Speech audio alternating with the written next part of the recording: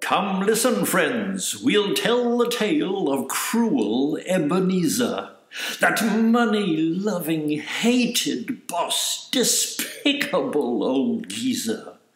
When Christmas Eve arrived one year and Marley's ghost appeared, the tale will tell of everything that Ebenezer feared. The ghost of Christmas past was first, of Christmas present next. I'll say no more, but listen to this electronic text. What the Dickens?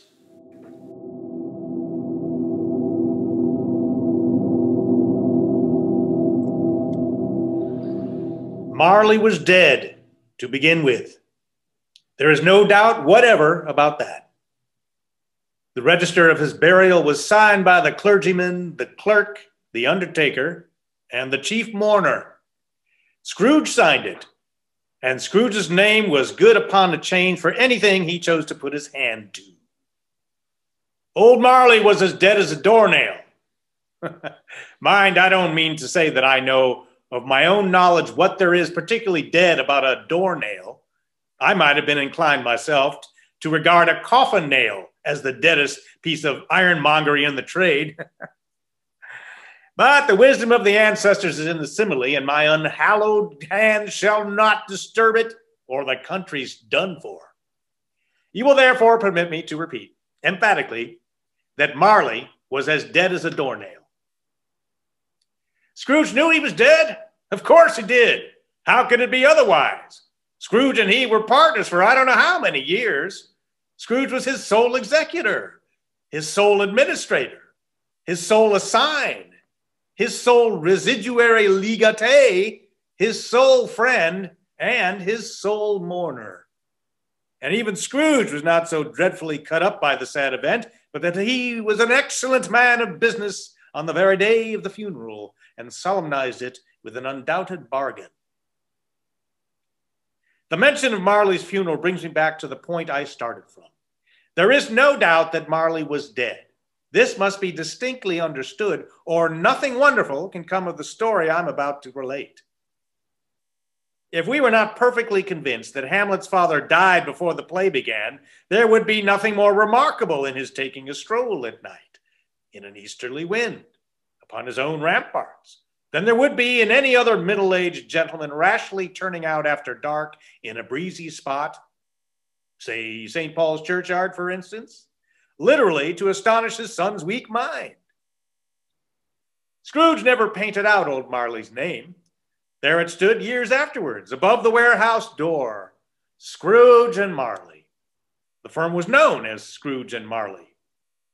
Sometimes people new to the business called Scrooge Scrooge, and sometimes Marley. But he answered to both names. It was all the same to him. Oh, but he was a tight-fisted hand at the grindstone, Scrooge. A squeezing, wrenching, grasping, scraping, clutching, covetous old sinner, hard and sharp as flint, from which no steel had ever struck out generous fire, secret and self-contained and solitary as an oyster. The cold within him froze his old features, nipped his pointed nose, shriveled his cheek, stiffened his gait, made his eyes red, his thin lips blue, and spoke out shrewdly in his grating voice. A frosty rime was on his head, and on his eyebrows, and on his wiry chin. He carried his own low temperature always about with him. He iced his office in the dog days, and didn't thaw it 1 degree at Christmas. External heat and cold had little influence on Scrooge. No warmth could warm, no wintry weather chill him. No wind that blew was bitterer than he. No falling snow was more intent upon its purpose. No pelting rain less open to entreaty. Foul weather didn't know where to have him. The heaviest rain and snow and hail and sleet could boast of the advantage over him in only one respect. They often came down handsomely, and Scrooge never did. Nobody ever stopped him in the street to say with gladsome looks, "My dear Scrooge, how are you? When will you come to see me?" No beggars implored him to bestow a trifle. No children asked him what it was o'clock. No man or woman ever once in all his life inquired the way to such and such a place of Scrooge. Even the blind man's dogs appeared to know him, and when they saw him coming on, would tug their owners into doorways and up courts, and then would wag their tail as though they said, "No eye at all is better than an evil eye, dark master." But what did Scrooge care? It was the very thing he liked. To edge his way along the crowded paths of life, warning all human sympathy to keep its distance, was what the knowing ones call nuts to Scrooge.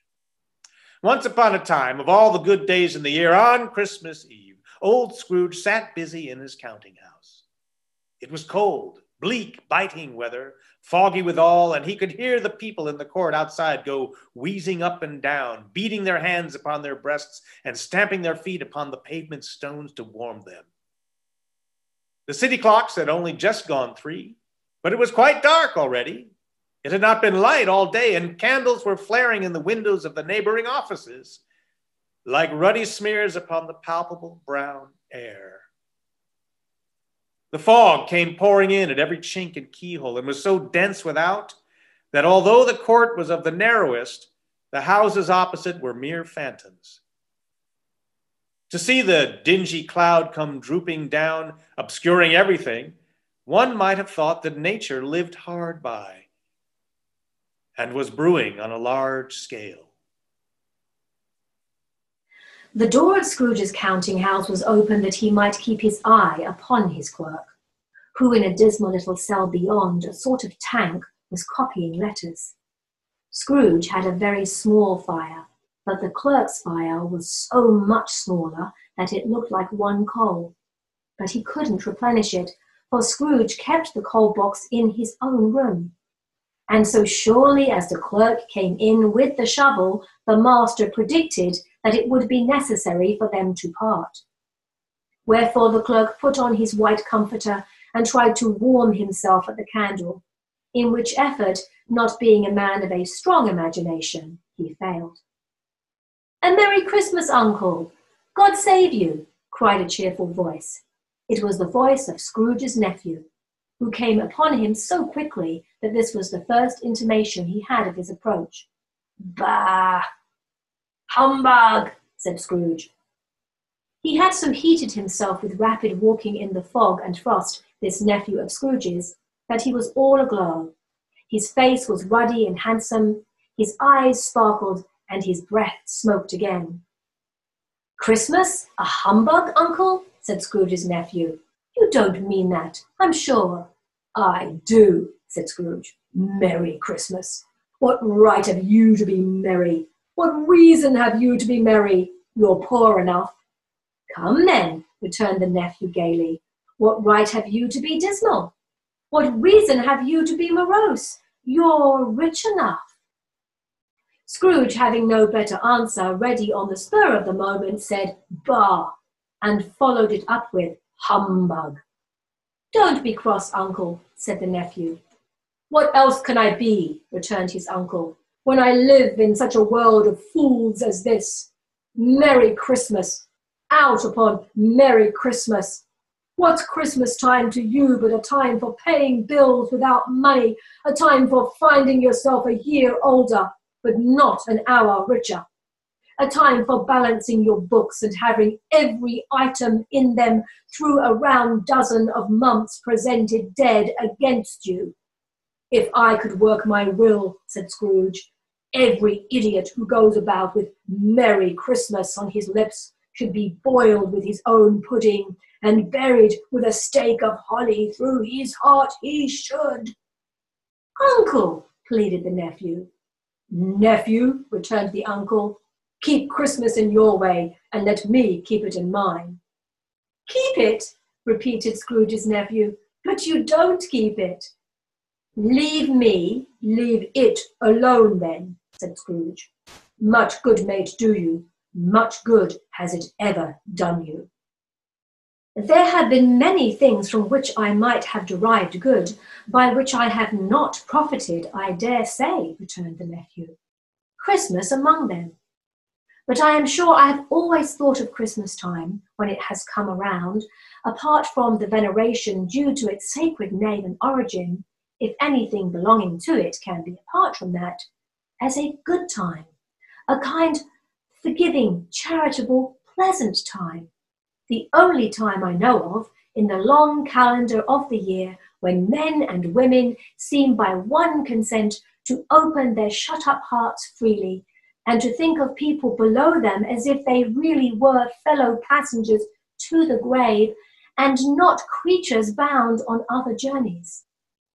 And therefore, uncle, though it has never put a scrap of gold or silver in my pocket, I believe that it has done me good and will do me good, and I say, God bless it. The clerk in the tank involuntarily applauded. Becoming immediately sensible of the impropriety, he poked the fire and extinguished the last frail spark forever. Let me hear another sound from you, said Scrooge, and you'll keep your Christmas by losing your situation. You're quite a powerful speaker, sir, he added, turning to his nephew. I wonder you don't go into Parliament. Don't be angry, uncle. Come, dine with us tomorrow. Scrooge said that he would see him. Yes, indeed he did. He went the whole length of the expression and said he would see him in that extremity first. But why? Cried Scrooge's nephew. Why? Why did you get married? Said Scrooge. Because I fell in love. Because you fell in love. Ha! Growled Scrooge, as if that were the only one thing in the world more ridiculous than a Merry Christmas. Good afternoon. Nay, uncle, but you never came to see me before that happened. Why give it as a reason for not coming now? Good afternoon, said Scrooge. I want nothing from you. I ask nothing of you. Why cannot we be friends? Good afternoon, said Scrooge. I am sorry with all my heart to find you so resolute. We have never had a quarrel, to which I have been a party, but I have made the trial in homage to Christmas, and I'll keep my Christmas humour to the last. So a Merry Christmas, uncle. Good afternoon, said Scrooge. And a Happy New Year. Good afternoon, said Scrooge. His nephew left the room without an angry word, notwithstanding. He stopped at the outer door to bestow the greetings of the season on the clerk, who, cold as he was warmer than Scrooge, for he returned them cordially. There's another fellow, muttered Scrooge, who overheard him. My clerk, with 15 shillings in a week and a wife and family, talking about a Merry Christmas. I retire to Bedlam. This lunatic, in letting Scrooge's nephew out, had let 2 other people in. They were portly gentlemen, pleasant to behold, and now stood with their hats off in Scrooge's office. They had books and papers in their hands and bowed to him. Scrooge and Marley's, I believe, said one of the gentlemen, referring to his list. Have I the pleasure of addressing Mr. Scrooge or Mr. Marley? Mr. Marley's been dead these 7 years, Scrooge replied. He died 7 years ago, this very night. We have no doubt his liberality is well represented by his surviving partner, said the gentleman, presenting his credentials. It certainly was, for they had been 2 kindred spirits. At the ominous word liberality, Scrooge frowned and shook his head and handed the credentials back. At this festive season of the year, Mr. Scrooge, said the gentleman, taking up a pen, it is more than usually desirable that we should make some provisions for the poor and the destitute, who suffer greatly at this present time. Many thousands are in want of common necessities. Hundreds of thousands are in want of common comforts, sir. Are there no prisons? Asked Scrooge. Plenty of prisons, said the gentleman, laying down the pen again. And the union workhouses? Demanded Scrooge. Are they still in operation? They are, still, returned the gentleman. I wish I could say they were not. The treadmill and the poor law are in full vigour, then, said Scrooge. Both very busy, sir. Oh, I was afraid, from what you said at first, that something had occurred to stop them in their useful course, said Scrooge. I am very glad to hear it. Under the impression that they scarcely furnish Christian cheer of mind or body to the multitude, returned the gentleman, a few of us are endeavouring to raise a fund to buy the poor some meat and drink and means of warmth. We chose this time because it is a time of all others when want is keenly felt and abundance rejoices. What shall I put you down for? Nothing, Scrooge replied. You wish to be anonymous? I wish to be left alone, said Scrooge. Since you don't ask me what I wish, gentlemen, that is my answer. I don't make myself merry at Christmas, and I can't afford to make idle people merry. I help to support the establishments I have mentioned. They cost enough, and those who are badly off must go there. Many can't go there, and many would rather die. If they would rather die, said Scrooge, they had better do it and decrease the surplus population. Besides, excuse me, I don't know that. But you might know it, observed the gentleman.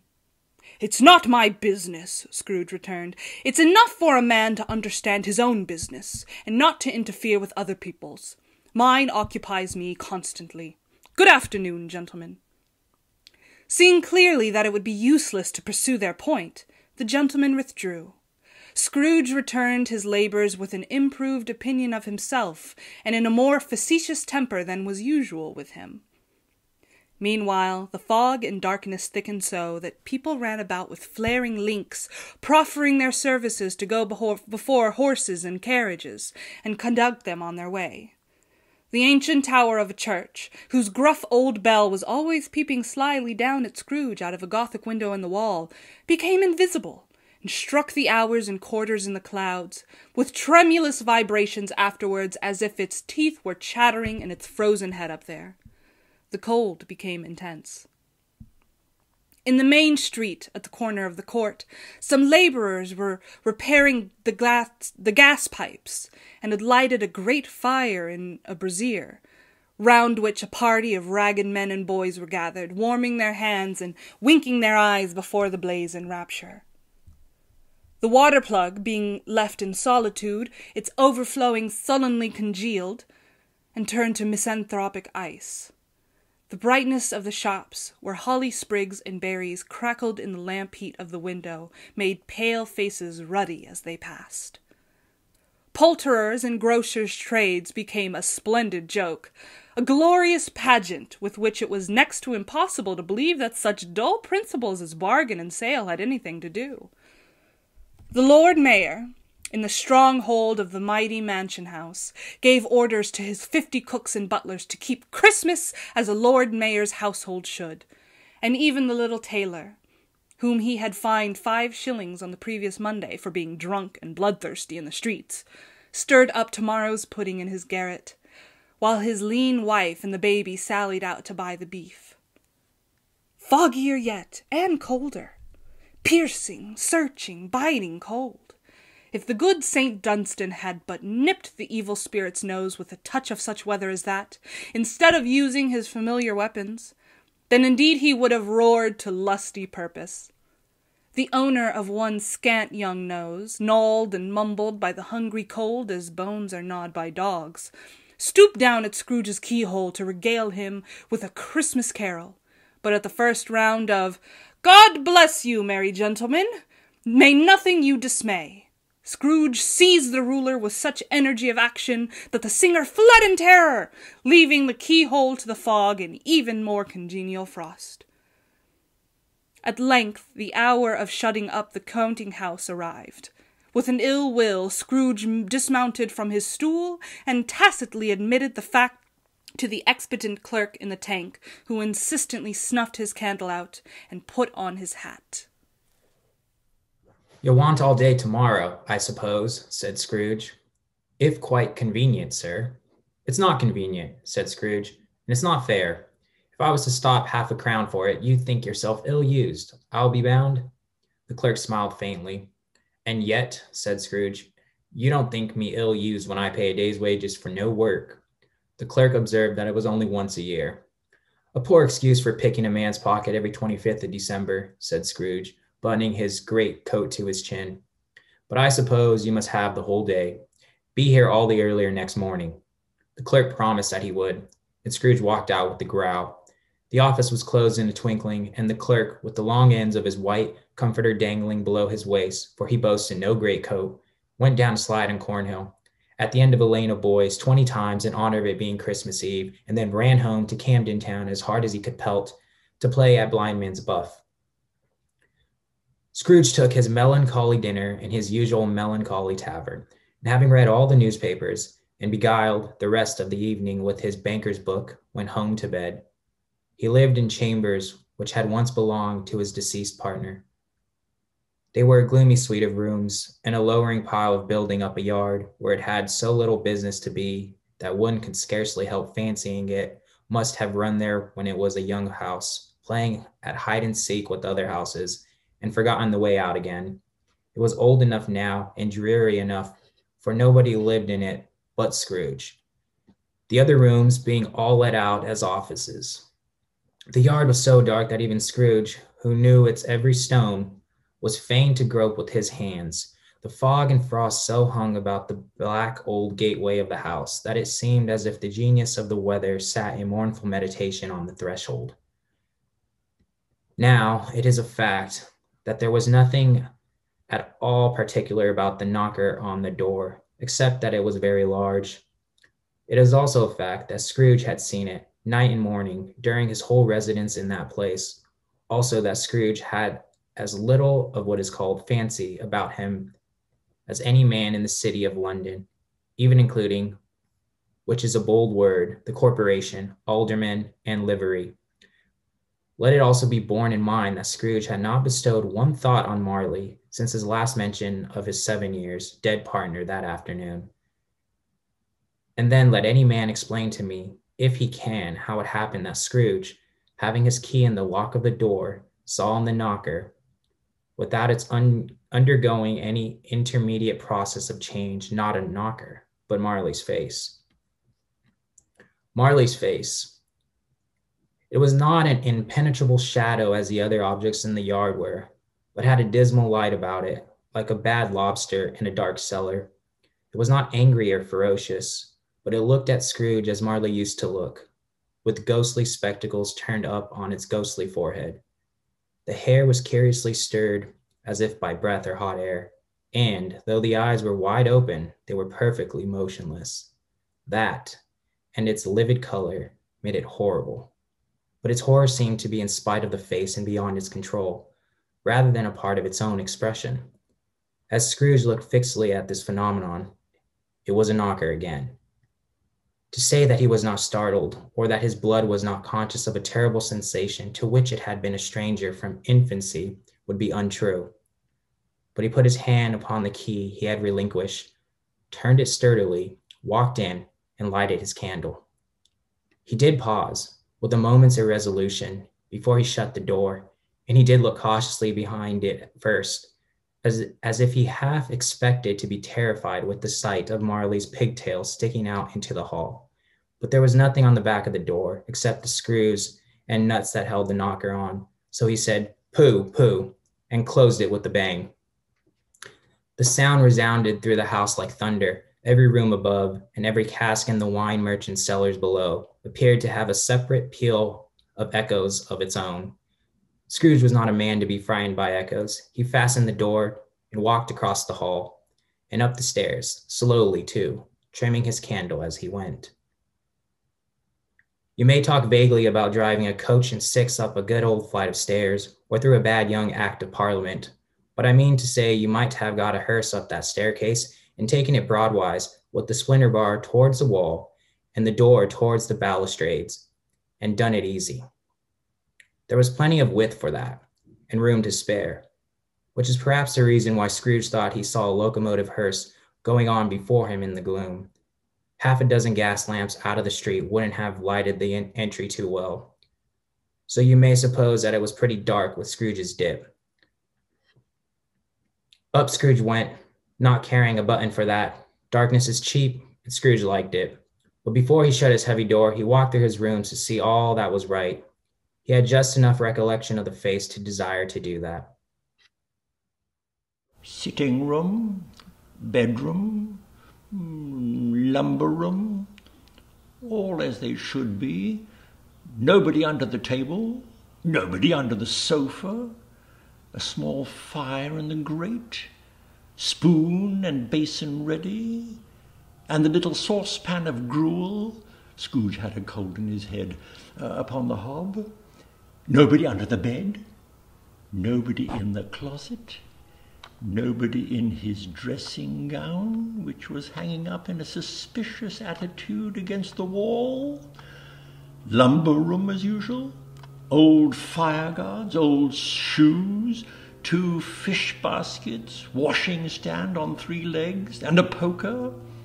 Quite satisfied, he closed his door and locked himself in, double-locked himself in, which was not his custom.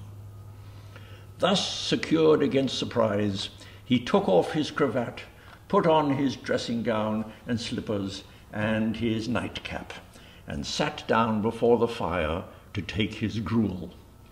It was a very low fire indeed, nothing on such a bitter night.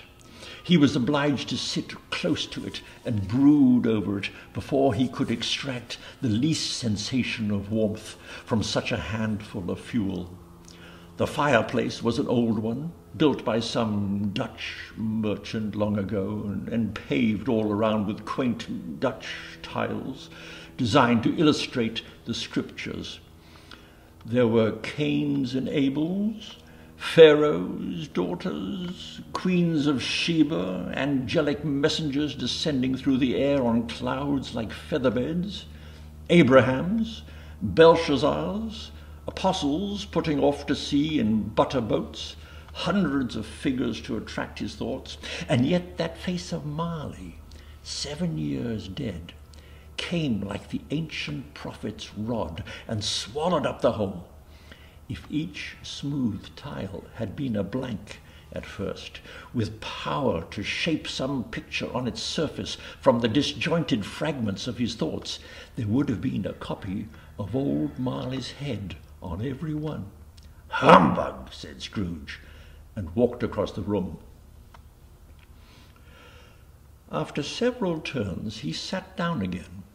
As he threw his head back in the chair, his glance happened to rest upon a bell, a disused bell, that hung in the room and communicated, for some purpose now forgotten, with a chamber in the highest story of the building.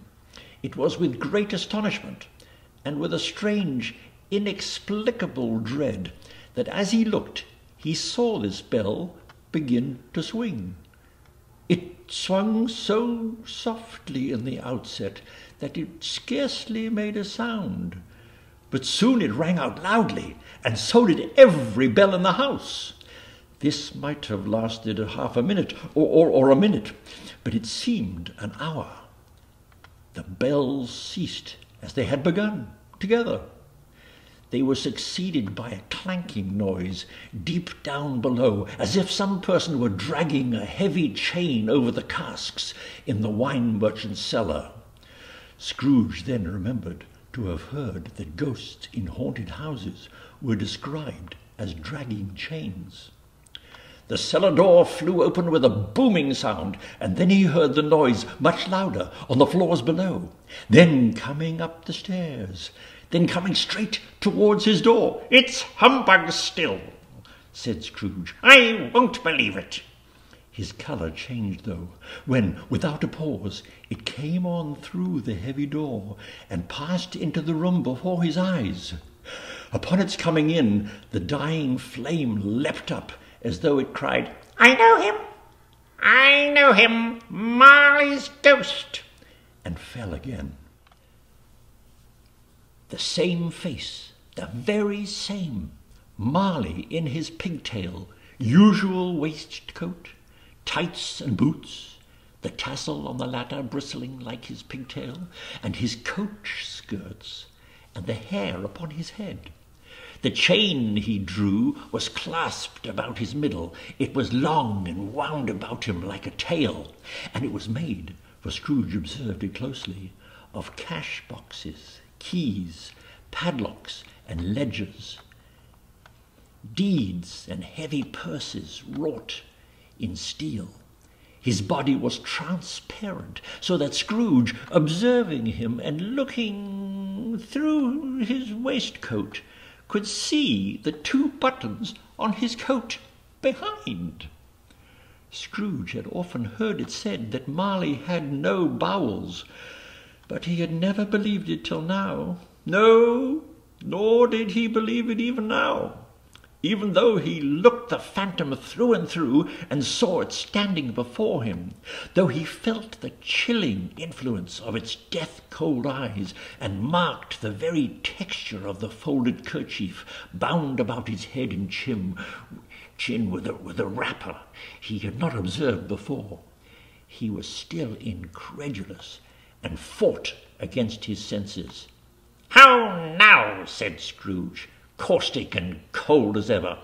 "What do you want with me?" Marley said, "Much." Marley's voice, no doubt about it. "Who are you?" "Ask me who I was." "Who were you then?" said Scrooge, raising his voice. "You're particular for a shade." He was going to say, "to a shade," but substituted this as more appropriate. "In life I was your partner, Jacob Marley." "Can you sit down?" asked Scrooge, looking doubtfully at him. "I can." "Do it then, do it." Scrooge asked the question because he didn't know whether a ghost so transparent might find himself in a condition to take a chair, and felt that in the event of its being impossible, it might involve the necessity of an embarrassing explanation. But the ghost sat down on the opposite side of the fireplace as if he were quite used to it. "You don't believe in me," observed the ghost. "I don't," said Scrooge. "What evidence would you have of my reality beyond that of your senses?" "I don't know," said Scrooge. "Why do you doubt your senses?" "Because," said Scrooge, a little thing affects them. A slight disorder of the stomach makes them cheats. You may be an undigested bit of beef, a blot of mustard, a crumb of cheese, a fragment of an underdone potato. There's more of gravy than of grave about you, whatever you are." Scrooge was not much in the habit of cracking jokes, nor did he feel in his heart by any means waggish then. The truth is that he tried to be smart as a means of distracting his own attention and keeping down his terror, for the spectre's voice disturbed the very marrow in his bones. To sit staring at those fixed, glazed eyes in silence for a moment would play, Scrooge felt, the very deuce with him. There was something very awful, too, in the spectre's being provided with an infernal atmosphere of its own. Scrooge could not feel it himself, but this was clearly the case, for though the ghost sat perfectly motionless, its hair and skirts and tassels were still agitated as by the hot vapour from an oven. "You see this toothpick?" said Scrooge, returning quickly to the charge for the reason just assigned, and wishing, though it were only for a second, to divert the vision's stony gaze from himself.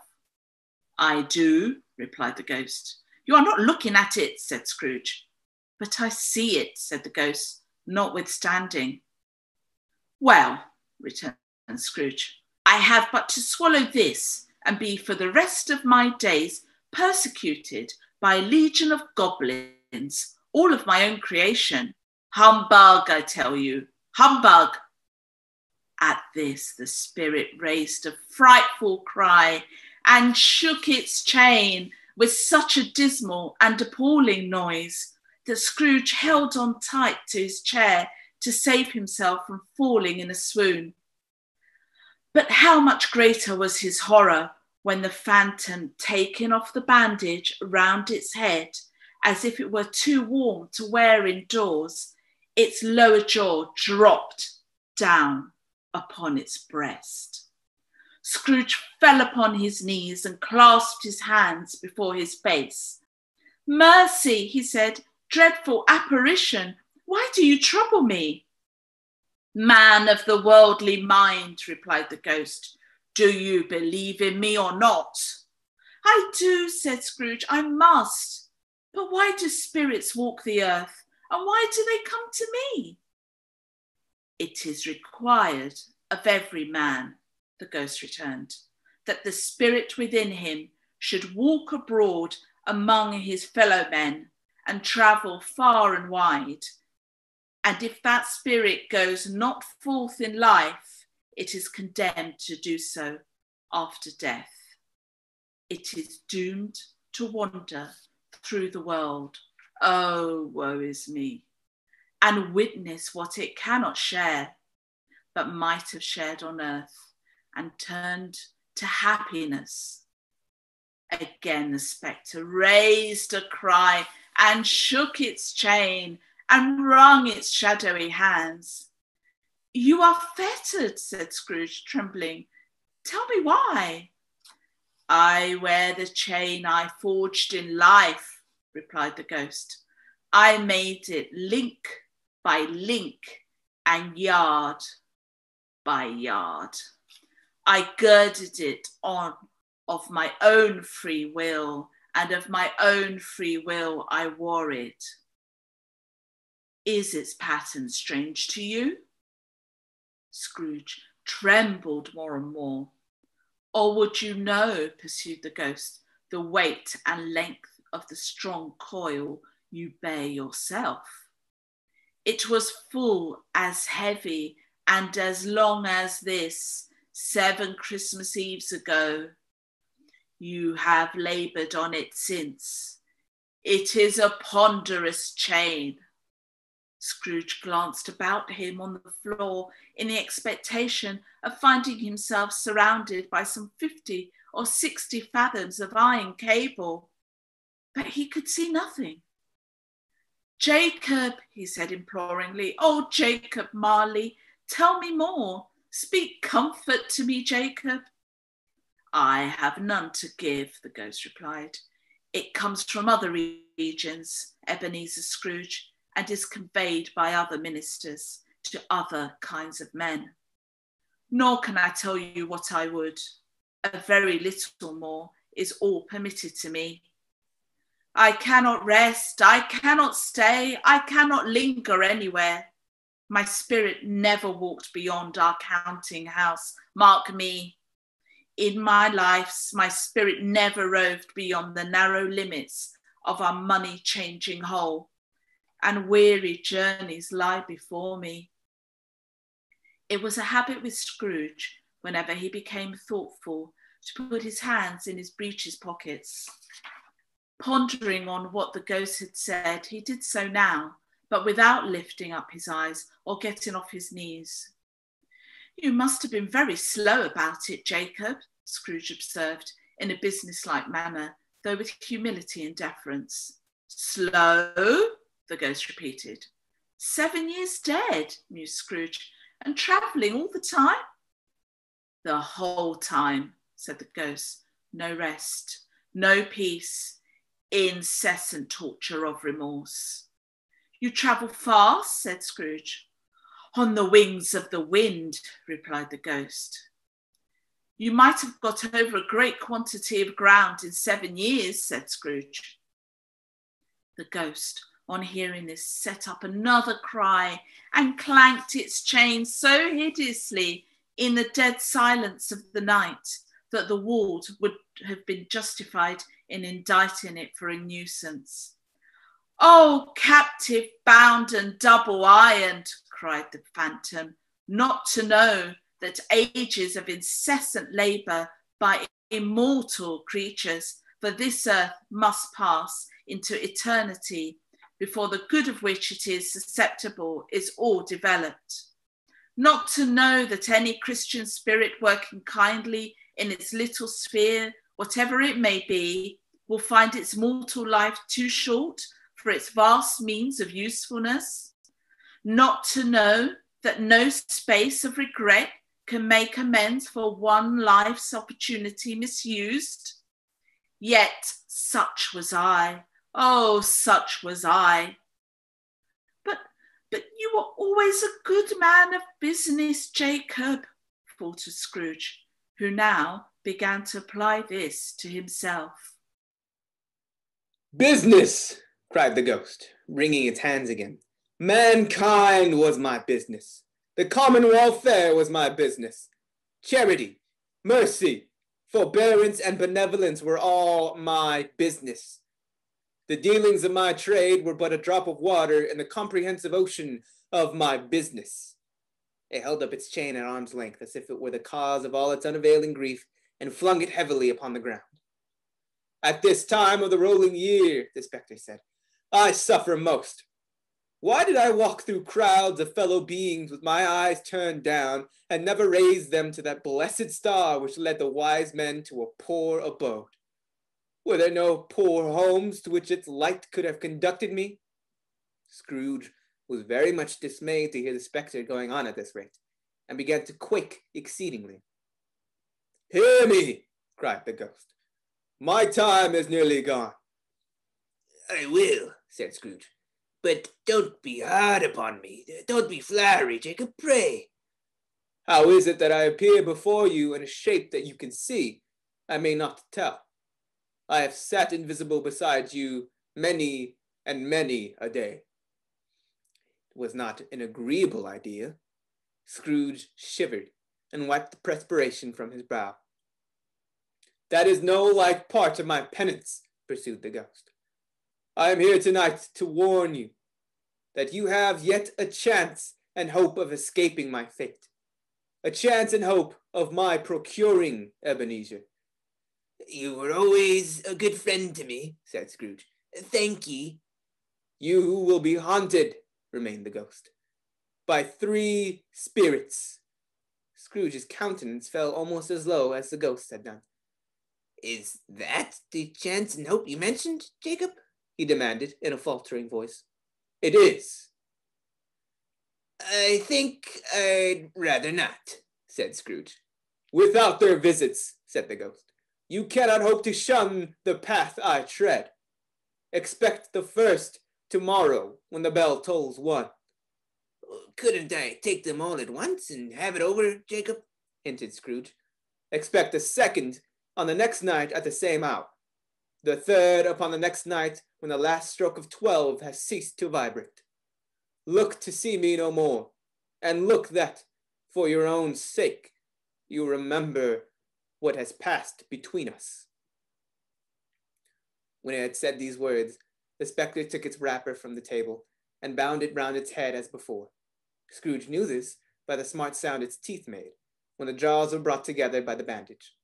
He ventured to raise his eyes again and found his supernatural visitor confronting him in an erect attitude, with its chains wound over about its arm.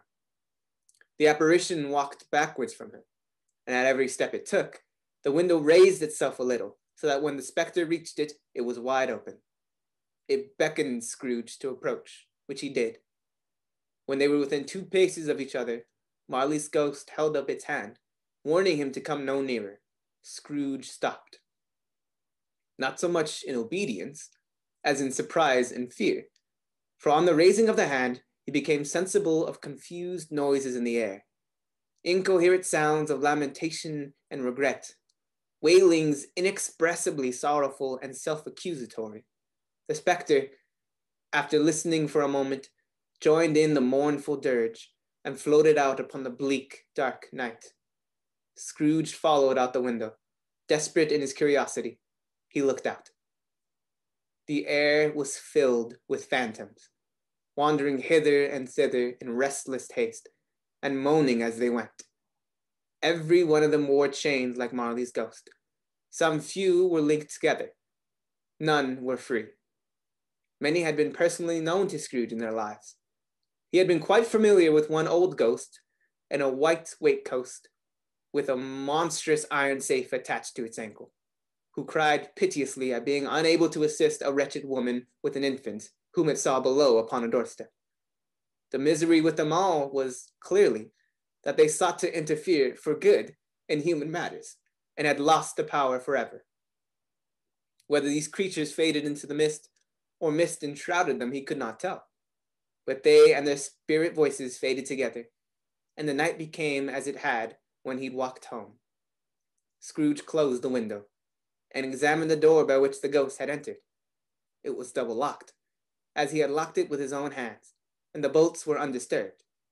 He tried to say, "Humbug," but stopped at the first syllable, and being, from the emotion he had undergone, or the fatigues of the day, or his glimpse of the invisible world, or the dull conversation of the ghost, or the lateness of the hour, much in need of repose, he went straight to bed, without undressing, and fell asleep upon the instant.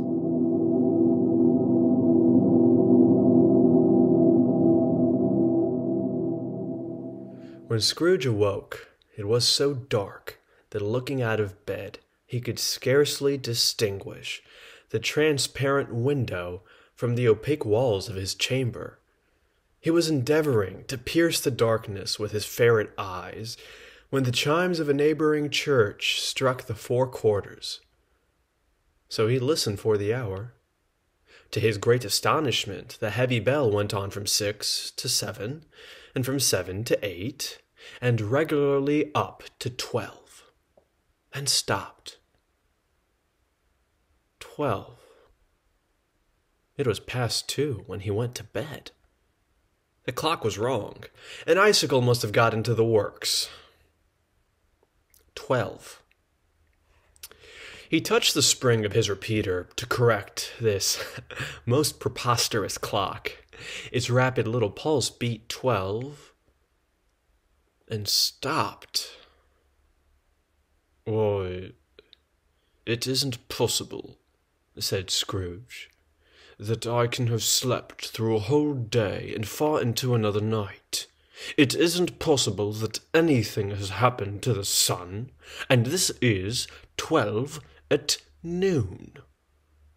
The idea being an alarming one, he scrambled out of bed and groped his way to the window. He was obliged to rub the frost off with the sleeve of his dressing gown before he could see anything, and could see very little then.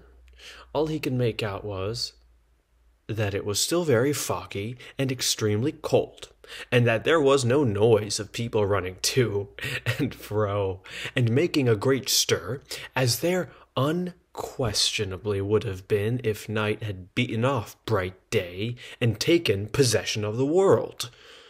This was a great relief, because 3 days after sight of this first of exchange paid to Mr. Ebenezer Scrooge, or his order, and so forth, would have become a mere United States security, if there were no days to count by. Scrooge went to bed again, and thought, and thought, and thought it over and over and over, and could make nothing of it. The more he thought, the more perplexed he was, and the more he endeavored not to think, the more he thought. Marley's ghost bothered him exceedingly. Every time he resolved within himself, after mature inquiry, that it was all a dream, his mind flew back again, like a strong spring released, to its first position, and presented the same problem to be worked all through. Was it a dream or not?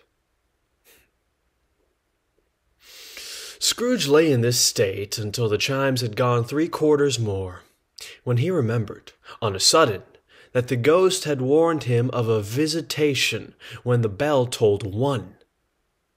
He resolved to lie awake until the hour was past, and, considering that he could no more go to sleep than go to heaven, this was perhaps the wisest resolution in his power.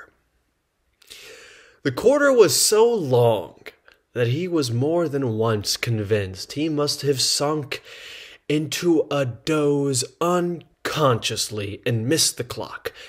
At length, it broke upon his listening ear. Ding-dong. 1/4 past, said Scrooge, counting. Ding-dong. 1/2 past, said Scrooge. Ding-dong. 1/4 to it, said Scrooge. Ding-dong. The hour itself, said Scrooge, triumphantly, and nothing else. He spoke before the hour bell sounded, which it now did with a deep, dull, hollow, melancholy one. Light flashed up the room upon the instant, and the curtains of his bed were drawn. The curtains of his bed were drawn aside. I tell you, by a hand. Not the curtains at his feet, nor the curtains at his back, but those to which his face was addressed. The curtains of his bed were drawn aside, and Scrooge, starting up into a half-recumbent attitude, found himself face to face with the unearthly visitor who drew them, as close to it as I am now to you. And I am standing in the spirit, at your elbow. It was a strange figure, like a child, yet not so like a child as like an old man, viewed through some supernatural medium which gave him the appearance of having receded from the view and being diminished to a child's proportions. Its hair, which hung about its neck and down its back, was white, as if with age, and yet the face had not a wrinkle in it, and the tenderest bloom was on the skin. The arms were very long and muscular. The hands the same, as if its hold were of uncommon strength. Its legs and feet, most delicately formed, were, like those upper members, bare. It wore a tunic of the purest white, and round its waist was bound a lustrous belt, the sheen of which was beautiful. It held a branch of fresh green holly in its hand, and in singular contradiction of that wintry emblem, had its dress trimmed with summer flowers. But the strangest thing about it was, that from the crown of its head there sprung a bright, clear jet of light, by which all this was visible, and which was doubtless the occasion of its using in its duller moments. A great extinguisher for a cap, which it now held under its arm. Even this, though, when Scrooge looked at it with increasing steadiness, was not its strangest quality, for as its belt sparkled and glittered, now in one part and now in another, and what was light one instant, at another time was dark, so the figure itself fluctuated in its distinctness, being now a thing with one arm, now with one leg, now with 20 legs, now a pair of legs without a head, now a head without a body, of which dissolving parts no outline would be visible in the dense gloom wherein they melted away. And in the very wonder of this, it would be itself again, distinct and clear as ever. "Are you the spirit, sir, whose coming was foretold to me?" asked Scrooge. "I am." The voice was soft and gentle, singularly low, as if, instead of being so close beside him, it were at a distance. "Who and what are you?" Scrooge demanded. "I am the ghost of Christmas past."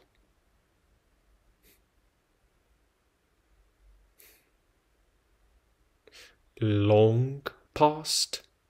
inquired Scrooge, observant of its dwarfish stature. "No.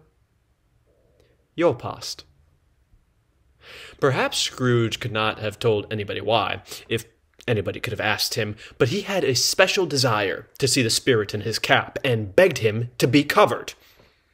"What?" exclaimed the ghost. "Would you so soon put out with worldly hands the light I give? Is it not enough that you are one of those whose passions made this cap, and force me through whole trains of years to wear it low upon my brow?" Scrooge reverently disclaimed all intention to offend or any knowledge of having wilfully bonneted the spirit at any period of his life. He then made bold to inquire what business brought him there. "Your welfare," said the ghost. Scrooge expressed himself much obliged, but could not help thinking that a night of unbroken rest would have been more conducive to that end. The spirit must have heard him thinking, for it said immediately, "Your reclamation, then, take heed." It put out its strong hand as it spoke and clasped him gently by the arm. "Rise and walk with me." It would have been in vain for Scrooge to plead that the weather and the hour were not adapted to pedestrian purposes, that bed was warm and the thermometer a long way below freezing, that he was clad but lightly in his slippers, dressing gown, and nightcap, and that he had a cold upon him at the time.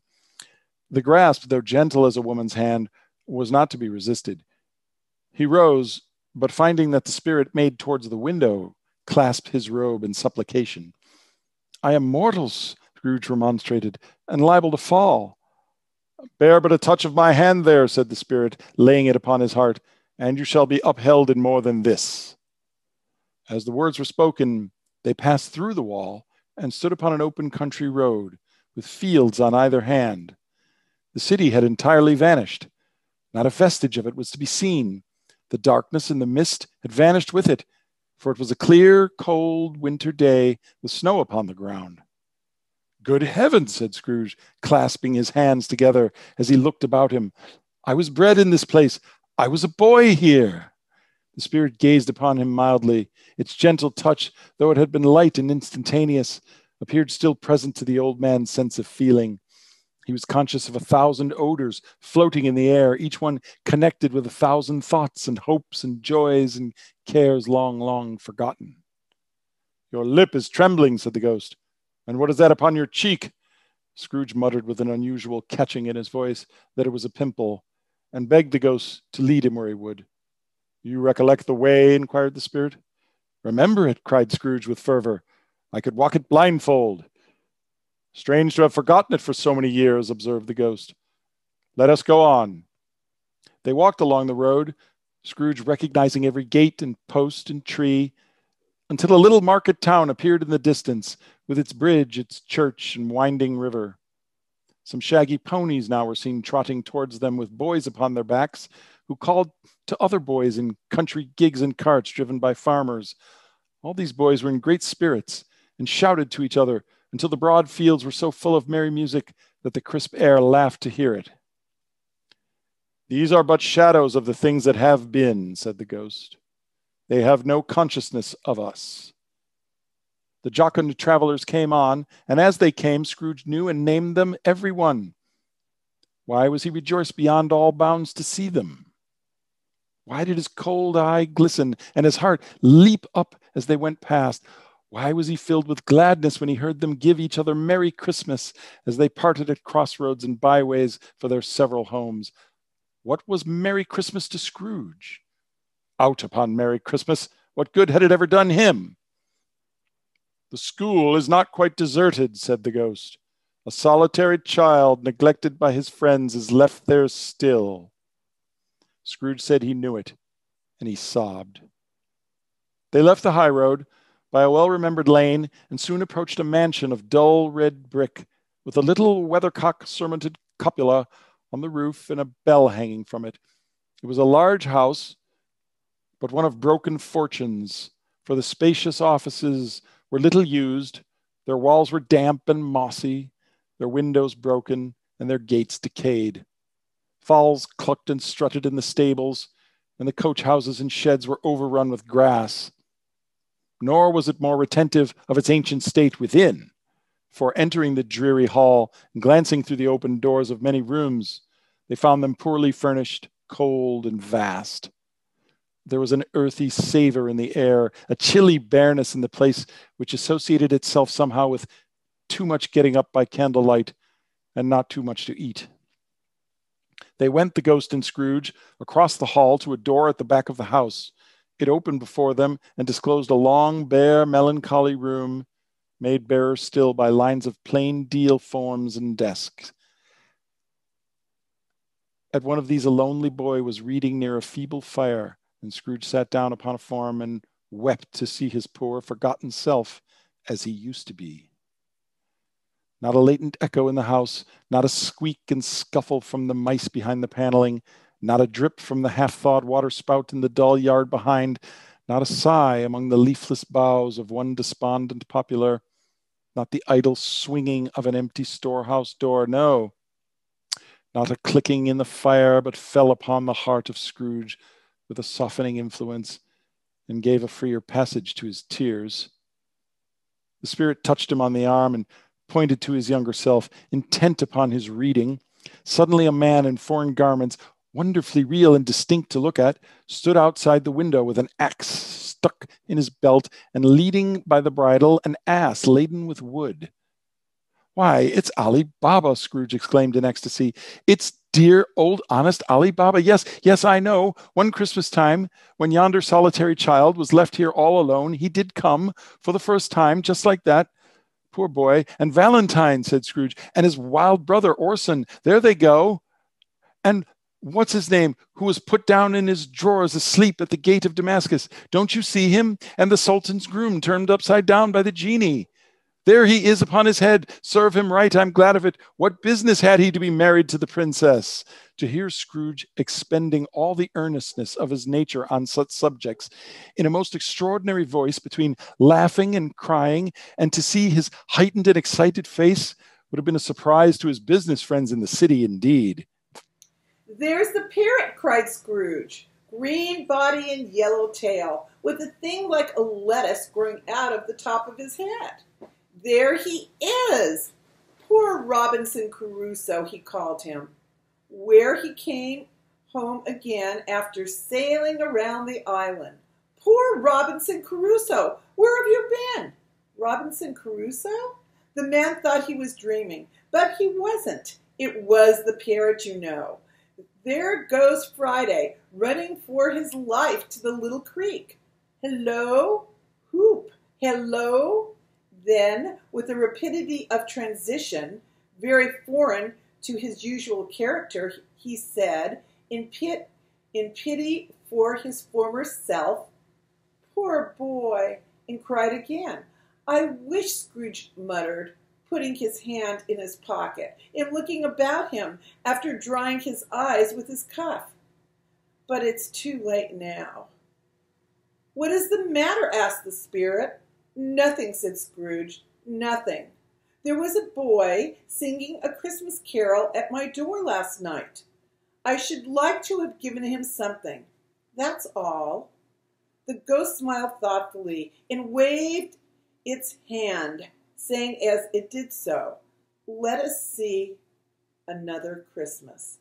Scrooge's former self grew larger at the words, and the room became a little darker and more dirty. The panels shrunk, the windows cracked, fragments of plaster fell out of the ceiling, and the naked laughs were shown instead.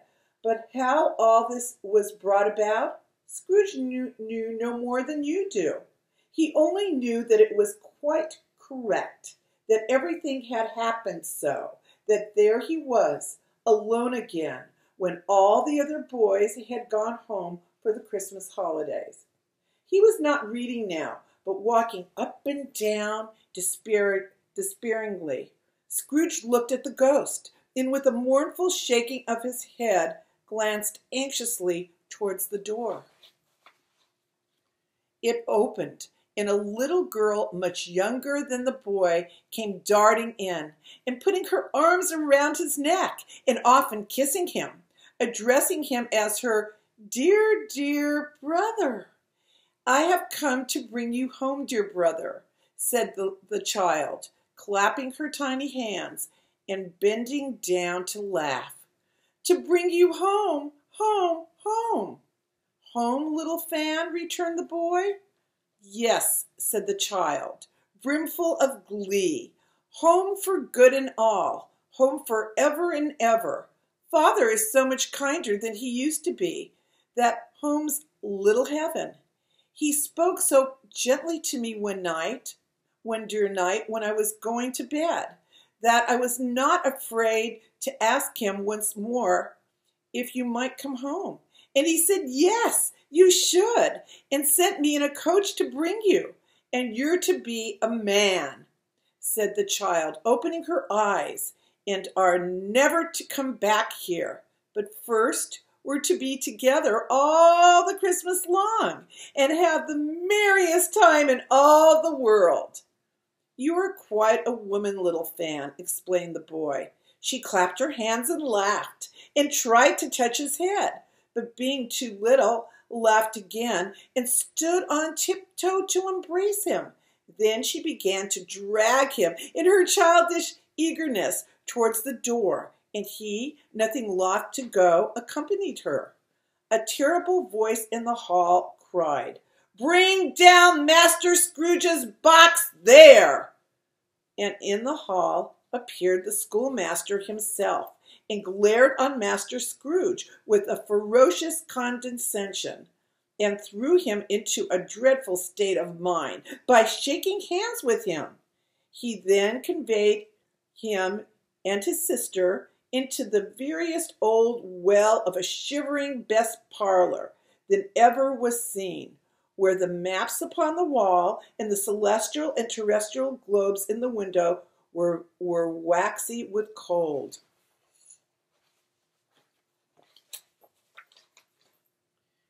He produced a decanter of curiously light wine and a block of curiously heavy cake, and administered installments of those dainties to the young people, at the same time sending out a meager servant to offer a glass of something to the postboy, who answered that he thanked the gentleman, but if it was the same tap as he had tasted before, he rather not. Master Scrooge's trunk being by this time tied up on to the top of the chaise, the children bade the schoolmaster good-bye right willingly, and getting into it, drove gaily down the garden sweep, the quiet wheels dashing the hoar frost and snow from off the dark leaves of the evergreens like spray. Always a delicate creature, whom a breath might have withered, said the ghost, but she had a large heart. So she had, cried Scrooge. You're right. I'll not gainsay it, spirit, God forbid. She died a woman, said the ghost, and had, as I think, children. One child, Scrooge returned. True, said the ghost, your nephew. Scrooge seemed uneasy in his mind, and answered briefly, yes. Although they had but that moment left the school behind them, they were now in the busy thoroughfares of a city, where shadowy passengers passed and repassed, where shadowy carts and coaches battle for the way, and all the strife and tumult of a real city whir.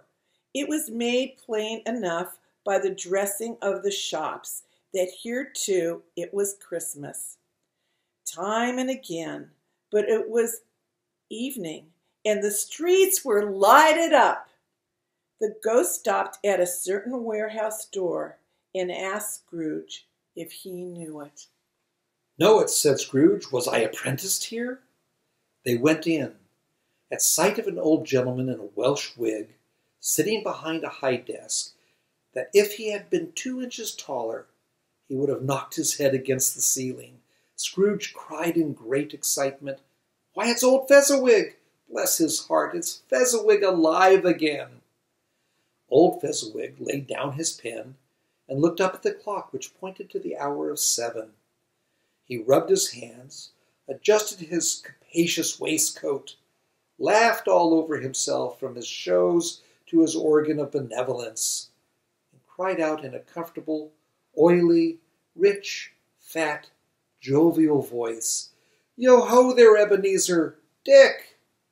Scrooge's former self, now grown a young man, came briskly in, accompanied by his fellow prentice. "Dick Williams, to be sure," said Scrooge to the ghost. "Bless me, yes, there he is. He was very much attached to me, was Dick. Poor Dick. Dear, dear." "Yo-ho, my boys," said Fezziwig. "No more work tonight. Christmas Eve, Dick. Christmas, Ebenezer."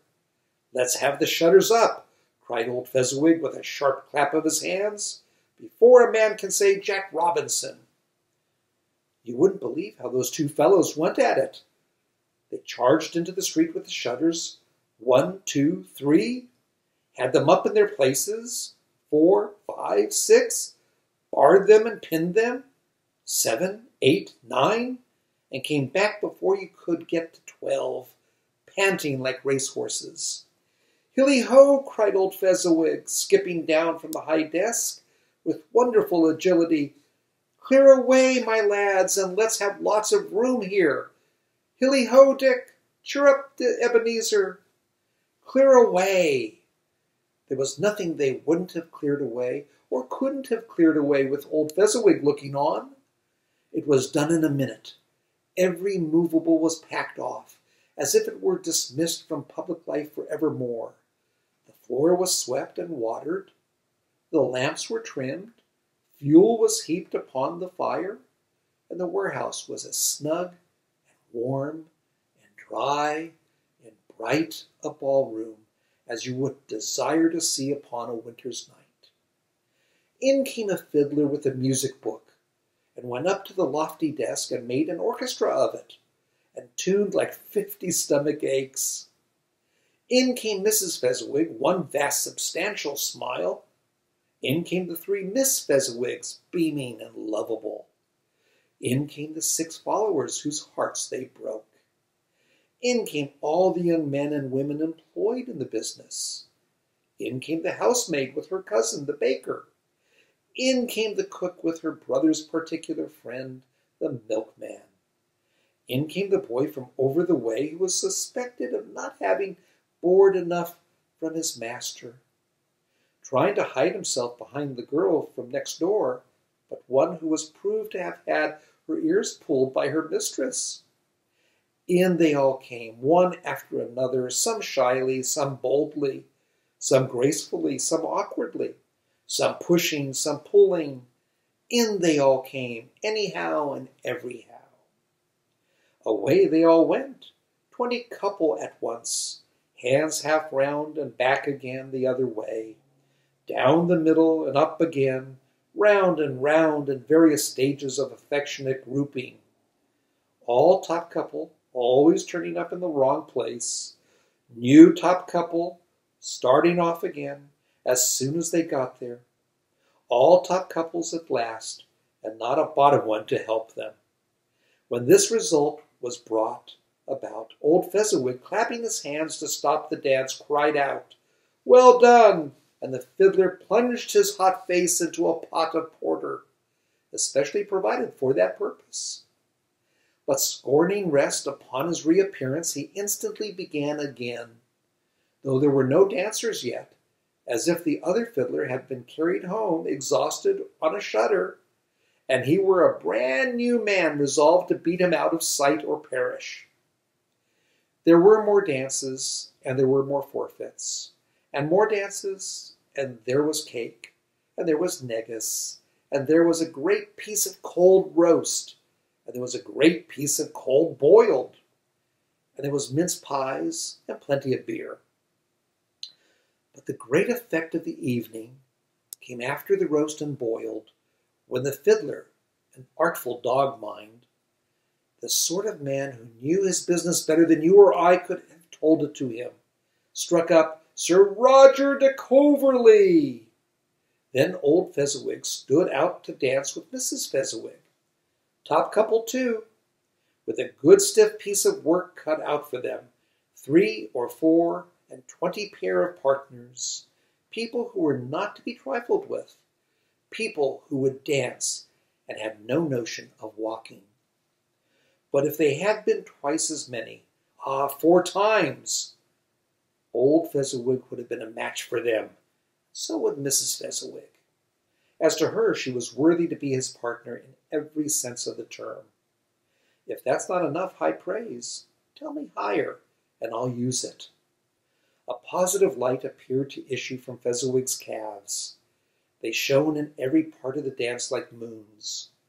You couldn't have predicted at any given time what would have become of them next.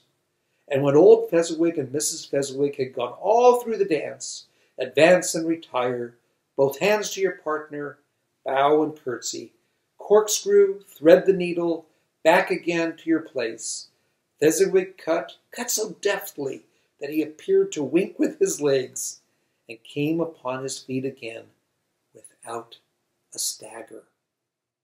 When the clock struck 11, this domestic ball broke up. Mr. and Mrs. Fezziwig took their stations, one on either side of the door, and shaking hands with every person individually as he or she went out, wished him or her a Merry Christmas. When everybody had retired but the 2 apprentices, they did the same to them, and thus the cheerful voices died away, and the lads were left to their beds, which were under a counter in the back shop. During the whole of this time, Scrooge had acted like a man out of his wits. His heart and soul were in the scene, and with his former self. He corroborated everything, remembered everything, enjoyed everything, and underwent the strangest agitation. It was not until now, when the bright faces of his former self and Dick were turned from them, that he remembered the ghost, and became conscious that it was looking full upon him, while the light upon its head burnt very clear. "A small matter," said the ghost, "to make these silly folk so full of gratitude." "Small?" echoed Scrooge. The spirit sighed to him, and signed to him to listen to the 2 apprentices who were pouring out their hearts in praise of Fezziwig, and when he had done so, said, "Why, is it not? He had spent but only a few pounds of your mortal money, 3 or 4 perhaps. Is that so much that he deserves this praise?"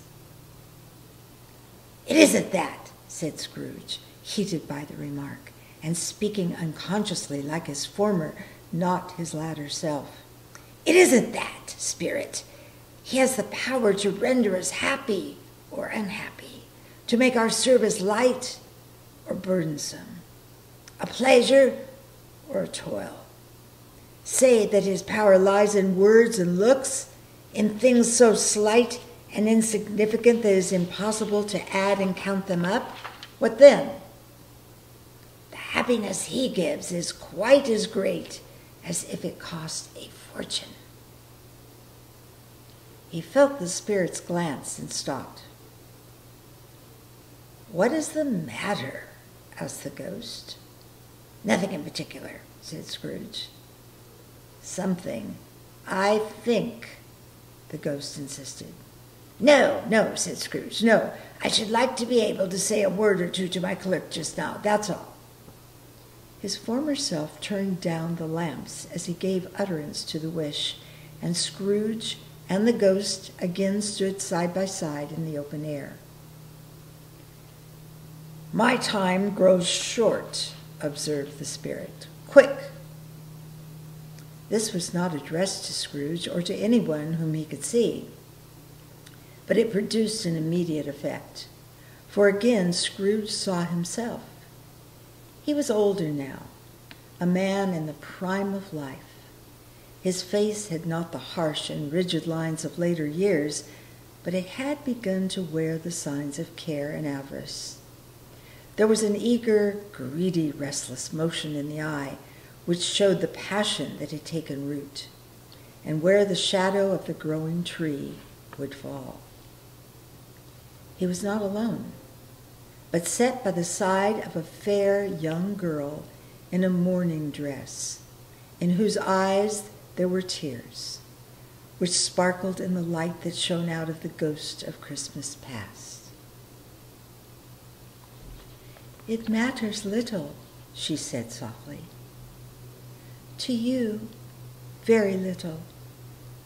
Another idol has displaced me, and if it can cheer and comfort you in time to come, as I would have tried to do, I have no just cause to grieve. What idol has displaced you? He rejoined. A golden one. This is the even-handed dealing of the world. There is nothing on which is so hard as poverty, and there is nothing it professes to condemn with such severity as the pursuit of wealth. You fear the world too much, she answered gently. All your other hopes have merged into the hope of being beyond the chance of its sordid approach. I have seen your nobler aspirations fall off one by one until the master passion, gain, engrosses you. Have I not? What then? He retorted. Even if I have grown so much wiser, what then? I am not unchanged toward you. She shook her head. Am I? Our contract is an old one. It was made when we were both poor and content to be so, until in good season we could improve our worldly fortune by our patient industry. You are changed. When it was made, you were another man. I was a boy, he said impatiently. Your own feeling tells you that you are not what you are, she returned. I am. That which promised happiness when we were one in heart is fraught with misery now that we are two. How often and how keenly I would have thought of this, I will not say. It is enough that I have thought of it now and can release you. Have I ever sought release? In words? No, never. In what then? In a changed nature, in an altered spirit, in another atmosphere of life, another hope as its great end, in everything that made my love of any worth or value in your sight. If this had never been between us, said the girl, looking mildly, but with steadiness upon him, tell me, would you truly seek me out and try to win me now? Ah, no. He seemed to yield to the justice of this supposition in spite of himself, but he said with a struggle, You think not? I would gladly think otherwise if I could, she answered. Heaven knows, when I have learned a truth like this, I know how strong and irresistible it must be. But if you were free today, tomorrow, yesterday, can even I believe that you would choose a dowerless girl who you, in your very confidence with her, weigh everything by gain? Or choosing her if for a moment you were false enough to your one guiding principle to do so? Do I not know that your repentance and regret would surely follow? I do. And I release you with a full heart for the love of him you once were. He was about to speak, but with her head turned from him, she resumed.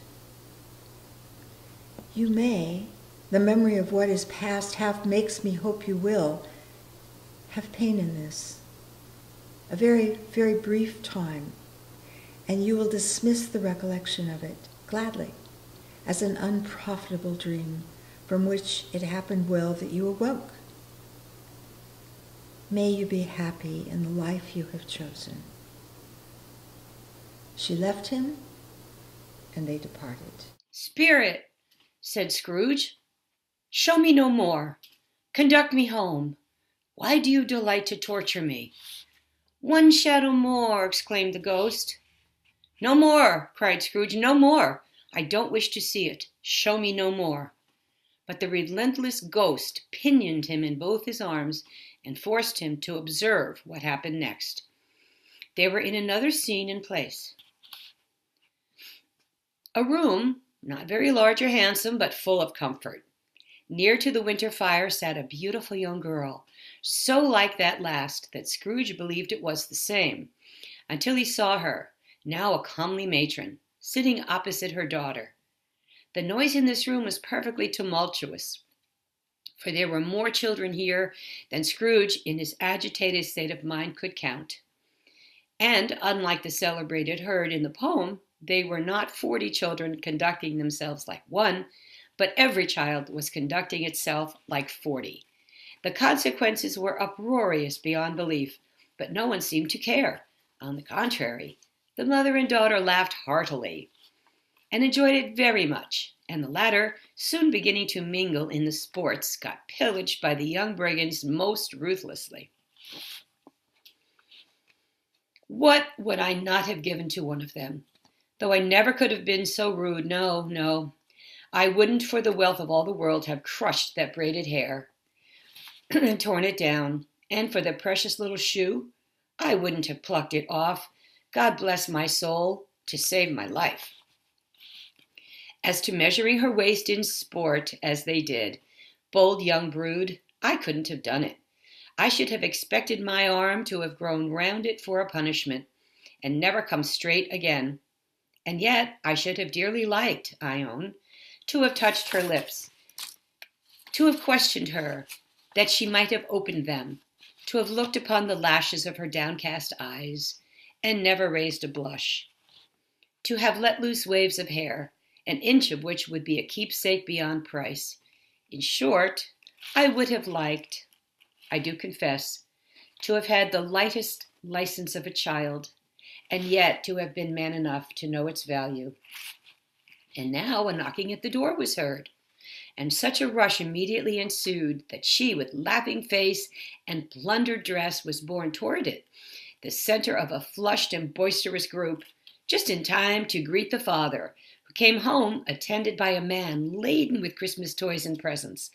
Then the shouting and the struggling and the onslaught that was made on the defenseless porter, the scaling him with chairs for ladders to dive into his pockets, despoil him of brown paper parcels, hold on tight by his cravat, hug him round his neck, pummel his back, and kick his legs in irrepressible affection.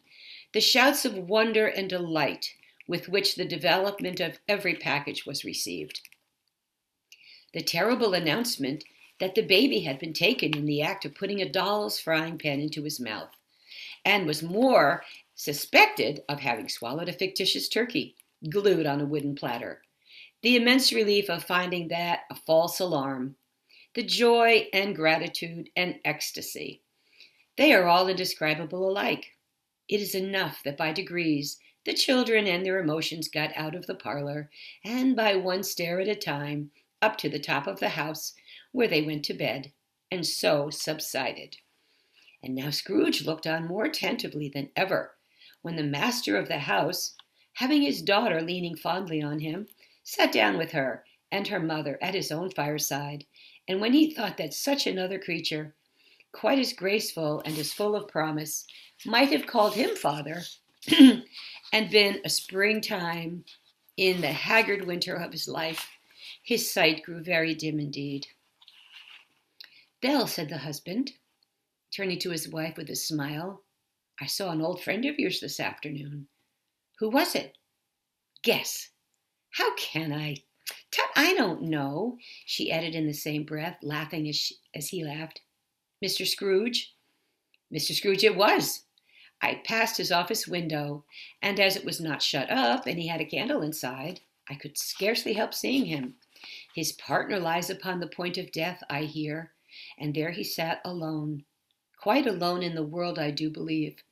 Spirit," said Scrooge in a broken voice, "remove me from this place." "I told you these were shadows of the things that have been," said the ghost, "that they are what they are. Do not blame me." "Remove me!" Scrooge exclaimed. "I cannot bear it." He turned upon the ghost, and seeing that it looked upon him with a face, in which some strange way there were fragments of all the faces it had shown him, wrestled with it. "Leave me! Take me back! Haunt me no longer!" In a struggle, if that can be called a struggle, in which the ghost, with no visible resistance upon its own part, was undisturbed by any effort of its adversary, Scrooge observed that its light was burning high and bright, and dimly connecting that with its influence over him, he seized the extinguisher cap, and by a sudden action pressed it down upon its head. The spirit dropped beneath it, so that the extinguisher covered its whole form. But though Scrooge pressed it down with all his force, he could not hide the light, which streamed from under it, in an unbroken flood upon the ground. He was conscious of being exhausted and overcome by an irresistible drowsiness, and, further, of being in his own bedroom. He gave the cap a parting squeeze, in which his hand relaxed, and had barely time to reel to bed before he sank into a heavy sleep.